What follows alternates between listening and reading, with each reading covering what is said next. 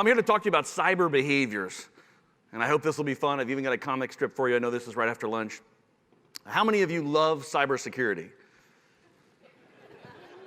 Oh, come on. Okay, there's a hand. Great. You can get your $20 afterwards. Asking you to love cybersecurity is obviously a bit of a stretch, but my goal is that some of you will walk away from today's meeting taking it more seriously than you did when you walked in. I want to drop some numbers on you. Let's look at some statistics. We're losing $50 to $110 billion a year to cybercrime.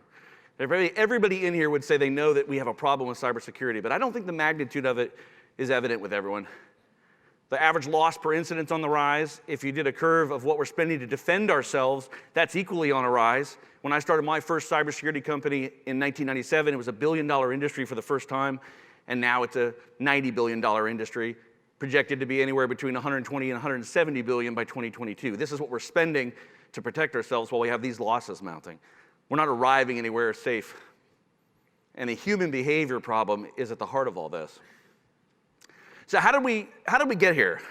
If you go back to the late 60s, early 70s, to the invention of internet, technologies connected, kind of those first networks, ARPANET, DARPA's project, it was a research project around reliability. It was around guaranteeing that we could send a message from point A to point B and that it would get there. It was about integrity of the message. It would go through a variety of systems in between, and it would get reassembled on the other end. There's no security as part of that architecture or design. We're bolting that on now. And if you've done any retrofits or bolt-ons anywhere else in your life, like fixing a house, you know that ranges from costly, and you're going to find some aha moments you didn't plan for, all the way to disaster and failed project. And that is what we're in the middle of.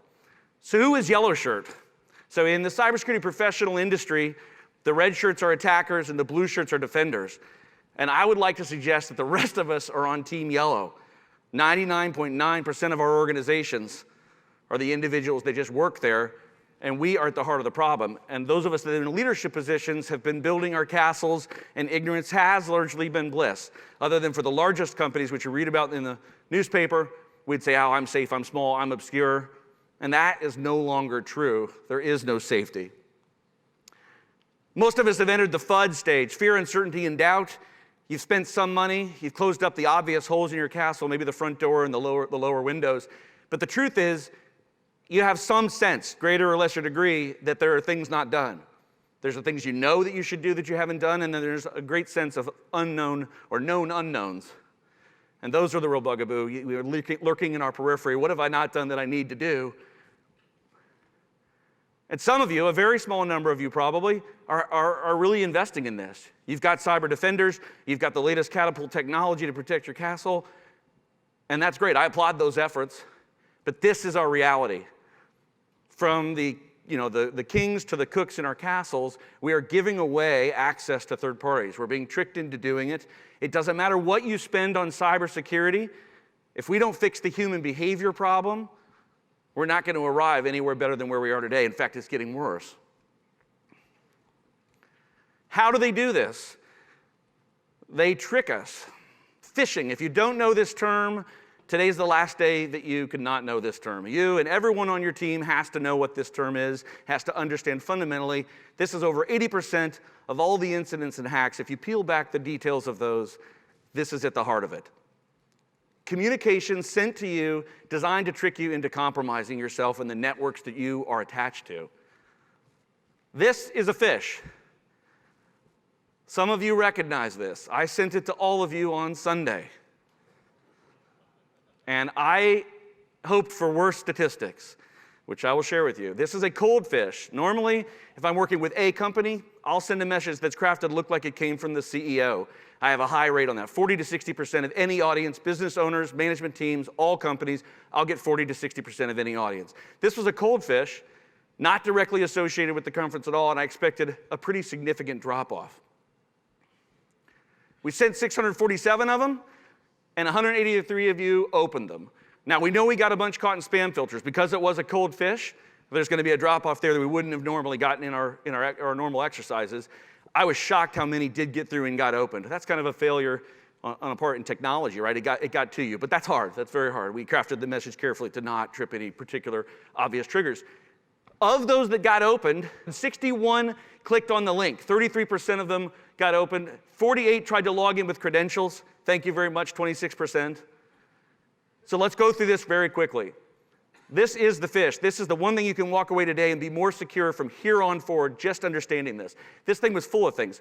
There's no salutation. That's not super normal, but it happens. Taken in context with everything else, there's too many problems. It's from an unknown source. If you had Googled this at any time, if you were suspicious, I registered that domain name a few days before the phish. It doesn't exist. There's nothing you can find on Google about the Midtown Pass. It's not real. This is a big one. It has a connection to the fact that you're in Atlanta, but it doesn't invoke any direct connection with the conference. It doesn't drop any names, use any logos. How do they know you're in Atlanta? That should have set you off. That's very weird.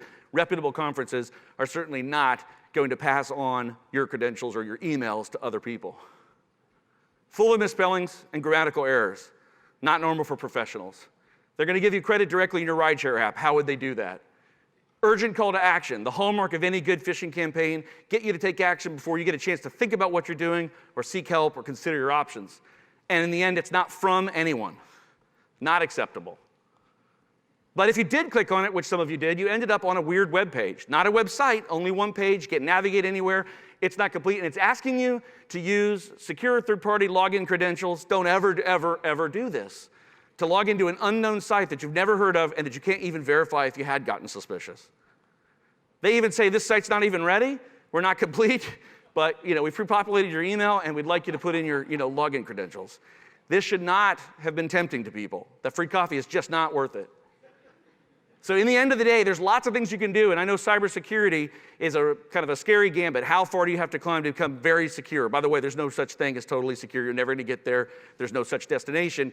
But we want to climb up this ladder, and it gets scary to try to get to the top of money and time and effort. And I would posit that focusing on the cyber behaviors is the first thing to do. You are going to have to do other things, especially depending on what your organization is and what you have to comply with. But at the end of the day, if you haven't solved your fundamental human problem of very, very bad cyber hygiene, you're going to waste some money as you try to deploy technologies. We've got to fix this problem first. So in conclusion, I've got a book in the works on these cyber behaviors and a new product and a new startup, but I took 2 excerpts from the book and I made walk away. They don't sell anything. They're just educational. One is on password management software. We, as human beings, stink at managing complicated passwords across as many sites as we're trying to do. This thing will help you do it. And the paper is designed to help you overcome some of the objections to using these things. It's better practice than what you're currently doing, I'm pretty certain. Evaluating your cybersecurity, whatever you choose to do going forward, having a third party look under the covers of what your organization looks like. Bottom line is get somebody to look at you who is not part of your organization and see what your situation is. Any decision you make about that prioritized ladder climbing will be based on a fundamental understanding of what you're working with and where you are today. So feel free to reach out to me. If I can, I'll send you these 2 papers, and if I can be of any service to you. And I hope you have a great conference and you're more secure moving forward. Derek Harp.